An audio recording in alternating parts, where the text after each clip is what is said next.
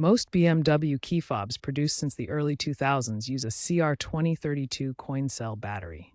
You'll need a small flathead screwdriver or plastic pry tool to open the case without causing damage. Insert the tool into the designated slot, usually on the side or near the key ring. Gently twist or pry to separate the two halves of the fob. Avoid excessive force to prevent cracking the plastic. Make sure the fob is not near ignition or electronics to prevent accidental activation.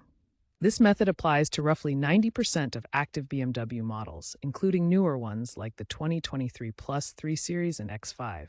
If you have an i8 or newer EV like the iX, your key fob might have a rechargeable battery, which is not user replaceable. Once the fob is open, carefully remove the old CR2032 battery. Note the orientation. The positive plus side usually faces up.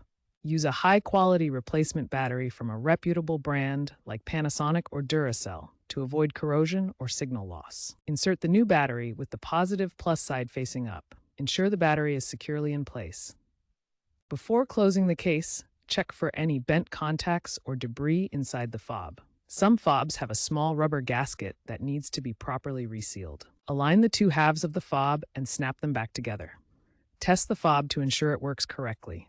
If it doesn't, double-check the battery orientation and contacts. If issues persist, consider seeking professional help to avoid voiding the key warranty.